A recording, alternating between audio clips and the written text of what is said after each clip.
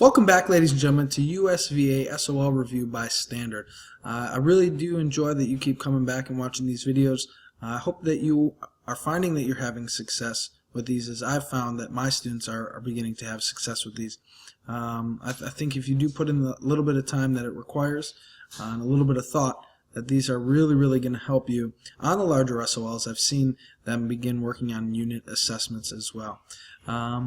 Okay, enough about that. Why don't we get right into today's topic, which is Standard 10. So Standard 10 is three different topics: the Roaring Twenties, the Great Depression, and the New Deal.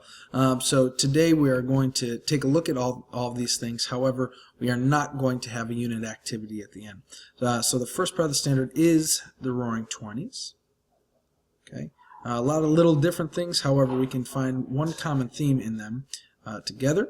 Next would be the stock market crash in 1929 and its consequences, leading into the Great Depression, both its causes and the impact on the country, and then us getting out of the Depression, which is probably the biggest part of the standard, which is the New Deal.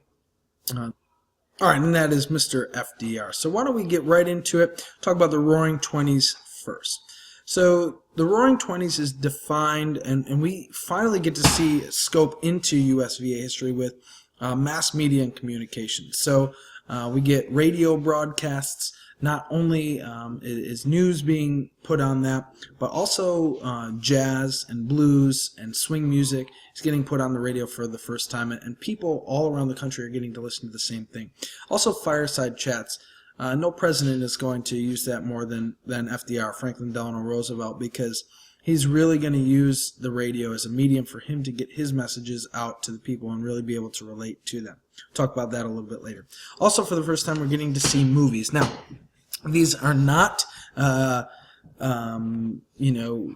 we think of today in Hollywood with special effects and all that kind of stuff, but you do get to see movies first with no sound, and then you get movies with sound as well, and you really get an escape from reality. You get to escape the bad times that's going on in the country, and you get to enjoy something for a couple of hours.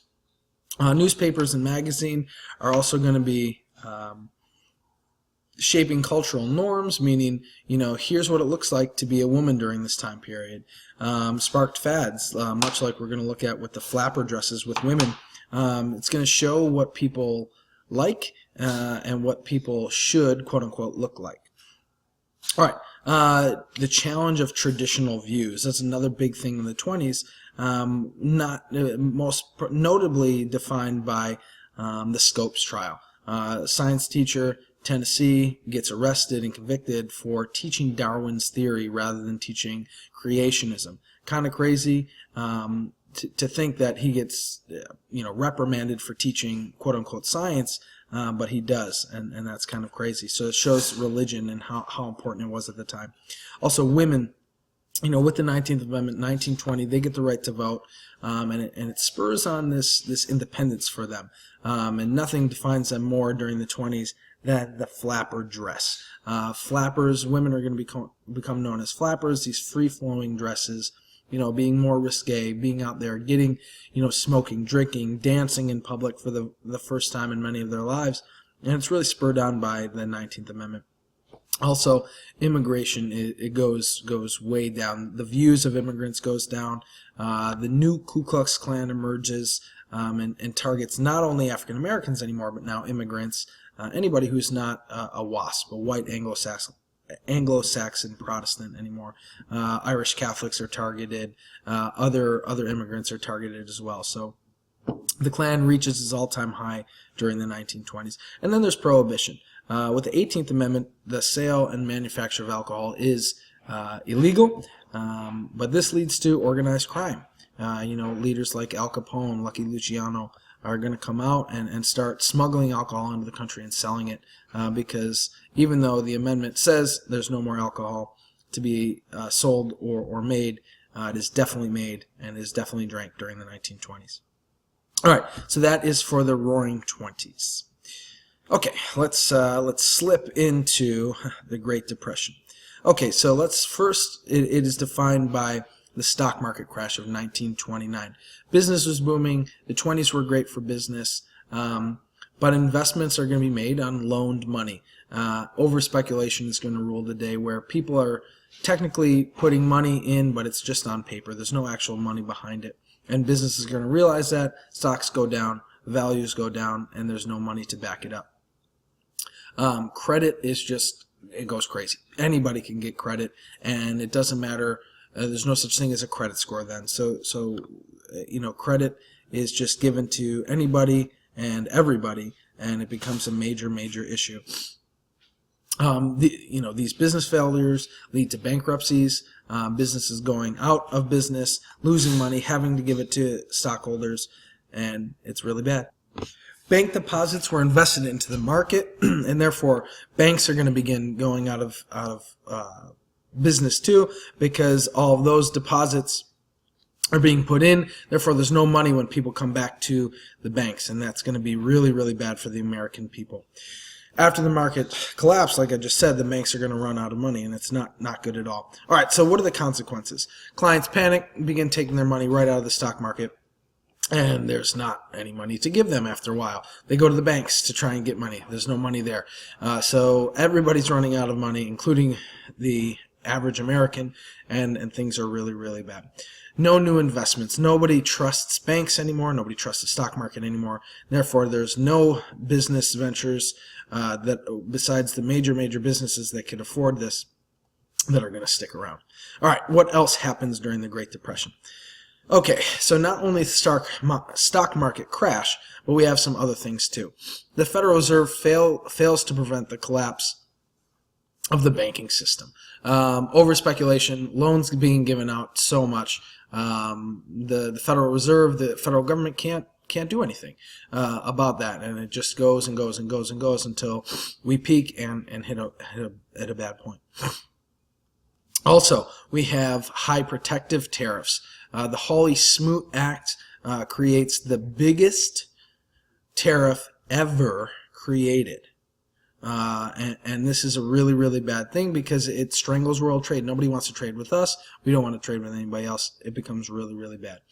Okay, so what happens because of the Great Depression? Unemployment hits all-time high, 20% nationwide. In some cities, it goes between 33 and 50% at certain points. And then for minority groups and women, it gets even higher than that. It is just insane, the amount of unemployment that happens. Homelessness, you have hobos, literally a hobo nation in a lot of cities with their own culture and signs and things like that. It becomes absolutely insane. You have banks closing, you have the collapse of the internal financial system in the entire country, and it really just, there's no loans to be given out. Nobody can buy anything new. Nobody wants to buy anything new. They're literally putting money into their mattresses. No demand for goods. Again, people aren't buying anything. As long as they don't need it to live, they're not buying it anymore. And then labor unions are fighting against the government to get people jobs, and there's just no jobs to be had, so there's major political unrest as well. Farms are going to fail. People can't pay to manage their farms anymore, and people are just moving all around the country to find work, and there's no stability anywhere. So we have a new president. FDR comes in, and he says, here's my new, I'm going to call it the New Deal, and it's going to be based on the 3 R's: relief, reform, and recovery. Okay, so remember those 3 R's. They are, again, relief, reform, recovery. Okay, program's going to change the role of the government to a much more active role. The conservative Republicans before him, Warren G. Harding, Calvin Coolidge, and Herbert Hoover, hands completely off of the government. Franklin Roosevelt's going to take the economy and use the government in the economy. He has these famous quotes in his fireside chats. We have nothing to fear but fear itself. We want to get workers who are unemployed back into work. We want to reform the system that made it this bad in the first place. We want to get back into economic stability. Okay, so some specific programs that you need to know about. Relief. Here's that first R. things like the Works Progress Administration to get as many people working as possible, but also to make things that are useful, not just to have them work and get paid, or even welfare like we think of today, but to be doing things like building roads, building schools, things like that. Recovery programs designed to help the nation out. The Agricultural Adjustment Administration, very controversial because it ends up paying farmers to not do anything, to lower the supply, increase demand, but also increase prices to get those farmers working. And then reform measures like the FDIC that ensures money that go into banks up to a certain amount of money. The FDIC is still around today, so those reform measures are really going to help, and they're going to be around today. Social Security comes out of that. The SEC, Security Exchange Committee, comes out of that as well. So the big things under that reform. Like I said, Social Security comes out of that. Safeguards workers if they can't work, or once they become old and can't work, then they get money paid to them. Legacy of the New Deal is a few different things. One is that it gives a renewed belief in not only the government, the economy, stock market, the banking system, but it also shows that when the government comes in, it can really take a hold of the economy and act in ways to promote welfare for people. And this is a huge thing. We still talk about New Deal things in today's time, in 2016 or beyond, because these things are embedded in our society. Social Security, FDIC are all measures to help the consumer, the individual consumers out, and especially in times of struggle. All right, ladies and gentlemen, that is it for Standard 10. And there's lots of little things to understand within Standard 10. However, there are a couple of big themes that I want you to get out of it. It's that the Roaring '20s, the great times that we had in the 20s, are going to lead to over-speculation, lots of loans, and the stock market crash, which is just one of the major factors in the Great Depression. Great Depression, major time of struggle. Then we get a president who comes in, really takes over, and uses the government's power, overuses his power in a lot of ways, to really get back the consumerism into America, which fuels our economy. The New Deal isn't going to be the only thing that helps. Stay tuned for Standard 11 and 12, which are going to show that it's really World War II that helps us get out of the Depression. All right, have a good one. Good luck to you on your unit assessment or on the SOL, and we'll see you again.